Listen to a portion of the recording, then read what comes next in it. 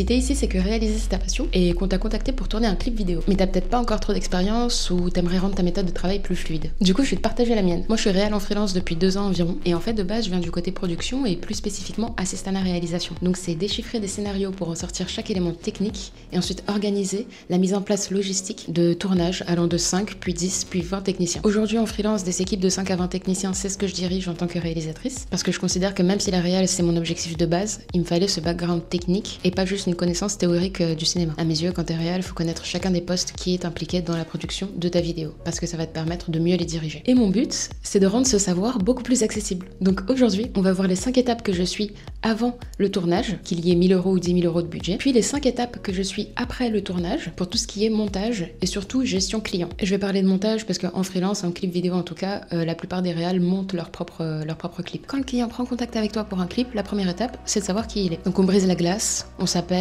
on échange sur nos univers, sur nos façons de travailler, sur ce que veut le client, quel est son objectif avec le clip vidéo. Si dès le premier message, il t'a envoyé le morceau, tu vas pouvoir lui proposer quelques premières idées de mise en scène et voir tout de suite si ça accroche entre vos 2 univers. Le premier appel, c'est vraiment le moment où tu poses les bases et tu fais une première estimation des besoins humains et techniques et surtout financiers. Le mieux, c'est de savoir dans quelle fourchette de prix tu te situes. Ensuite, si c'est bon par rapport au budget du client, tu vas pouvoir lui envoyer donc un récapitulatif des infos par mail en général, avec pourquoi pas un petit récapitulatif aussi, un petit pitch des différentes idées que tu lui as proposées. Un devis également, ça peut se faire assez vite. Par contre, il y a des projets où les gens savent pas trop ce dont ils veulent, ils ont pas vraiment encore une idée du budget, ils savent pas trop les prix. Et là, c'est à toi de leur proposer des alternatives justement pour correspondre au mieux à leur idée. Une fois le devis validé, c'est là que la véritable phase de préparation commence. C'est à partir de ce moment-là que je fais un dossier de prod qui comprend le synopsis, un mood board, quelques références de films ou d'autres clips vidéo, et pourquoi pas des idées de lieux. Je prépare une vidéo en août sur le dossier de prod et sur tous les autres fichiers qu'il faut préparer pour un tournage, donc abonne-toi si tu veux voir cette série. Donc j'envoie le dossier le plus complet possible au client, on fait une réunion.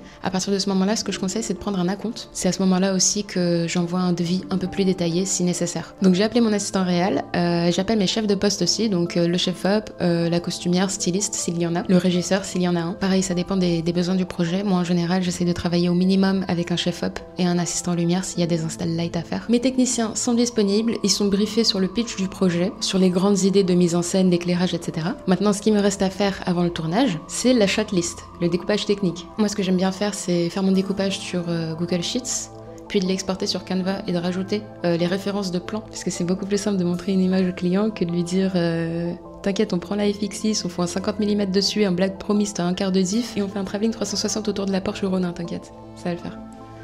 Après, c'est toujours utile d'avoir les infos techniques, d'où le fait que vraiment je détaille mes découpages techniques, parce que les techniciens vont pouvoir s'appuyer dessus. Et ça rend le travail beaucoup plus fluide sur le tournage. Et donc c'est un gain de temps. En parallèle, avec ou sans l'assistant réel, je prends contact avec les prestataires extérieurs, donc c'est-à-dire les boîtes de location si on prend du matos, les Airbnb si on loue un décor, des figurants, etc. etc. J'organise des déplacements matériels au contact avec les personnes qui vont le ramener, on choisit les horaires, on voit combien de temps de trajet ça prend, etc. Cette phase-là, c'est vraiment coordonner, superviser, donc la mise en place logistique du tournage. Faire en sorte que chaque participant sache quoi faire, quand le faire, pour que tout se déroule au mieux le jour J. À ce moment-là, si nécessaire, on fait également des repérages sur les lieux avec le client et chef-op, régisseur, etc. On valide la shotlist, on l'envoie aux techniciens, et s'il y a des techniciens qui ont de la prépa, ils s'en chargent de leur côté, et on reste en contact via des groupes WhatsApp pour se tenir au courant de l'avancée. Par exemple, là, je pense aux stylistes qui vont aller chercher les tenues, et qui du coup seront en contact directement avec le client pour améliorer la fluidité de la communication, aux chefs-op qui vont aller chercher le matériel, etc., etc. On arrive au tournage, donc en général je recommande une période de minimum 2-3 semaines pour préparer un clip vidéo. C'est vraiment pour s'assurer à la fois que tout le monde est dispo, le matériel aussi, les lieux aussi, et ça laisse le temps de se faire livrer également du matériel ou des costumes. En tant que réal freelance, j'organise les tournages et je conceptualise la mise en scène, puis je supervise l'équipe technique qui du coup va faire l'opérationnel, va mettre en place les lumières, va les ramener sur le plateau. Après je récupère les fichiers et je fais le montage. Mais sur le plateau, en tant que réal, c'est hyper important d'être au contact avec les clients, avec les personnes qui apparaissent à l'image, et surtout d'avoir suffisamment de recul sur le travail des techniciens pour avoir une vision globale du projet et pouvoir le superviser tout en gardant un œil sur le temps. À la fin du tournage, c'est le moment de faire le backup des rushs, la sauvegarde des fichiers qui ont été enregistrés ce jour-là. Je recommande de le faire sur un disque dur SSD et non pas un HDD, parce que d'expérience, tu seras bloqué sur le set 1 heure après que ton tournage est terminé. Donc il est 20h, t'as clairement envie de rentrer chez toi. Et le client aussi. Ton backup est terminé, tu rentres chez toi avec les fichiers. Bam, direct, fais une deuxième copie si t'as la place sur ton ordinateur ou dans un deuxième disque dur pour être sûr de pas les perdre.